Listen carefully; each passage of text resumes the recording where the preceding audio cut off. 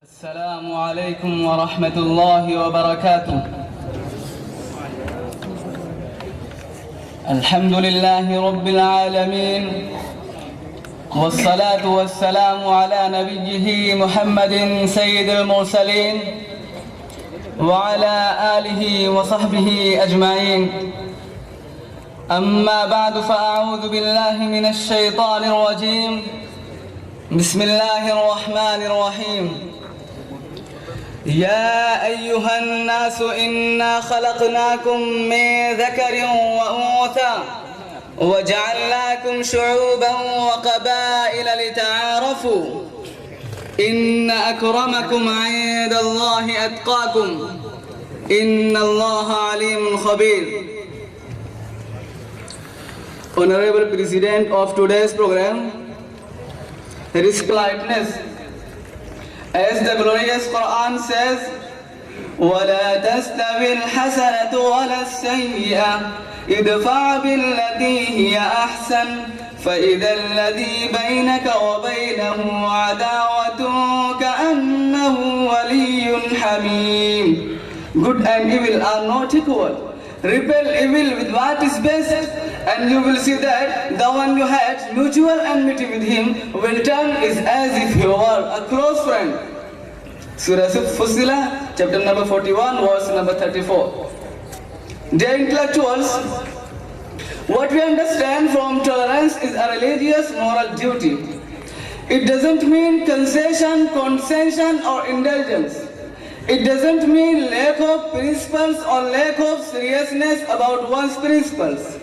But the tolerance comes from our recognition of the dignity of humanity, basic equality of all human beings, universal human rights and fundamental freedom of thought, conscience and belief. The Quran speaks about the basic dignity of all mankind, and Prophet, peace be upon him, spoke about the equality of all human beings, regardless of their race, color, language and ethnic background.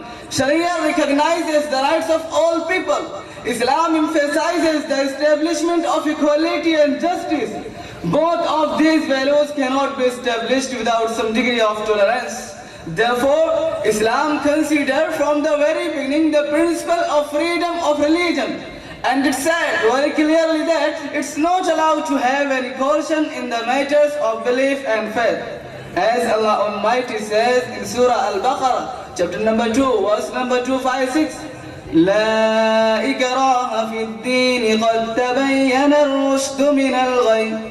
Let there be no compulsion in religion. Truth stands out clear from error.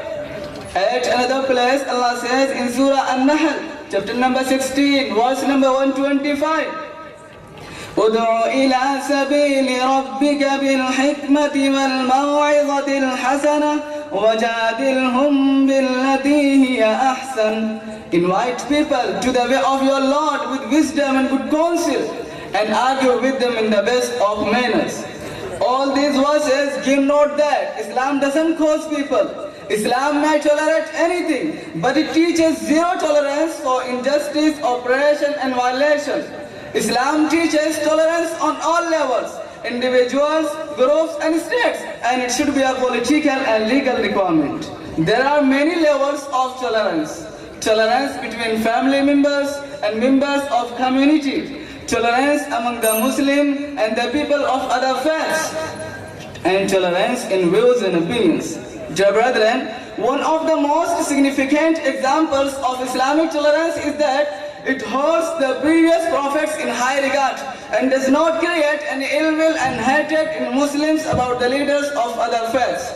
Moreover, the Quran prohibits Muslims to revile and abuse gods of other religions, and it encourages forgiveness, avoidance and reconciliation instead of taking revenge.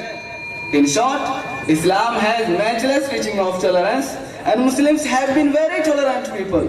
It's totally unjust to associate Islam and Muslims with intolerance and violence.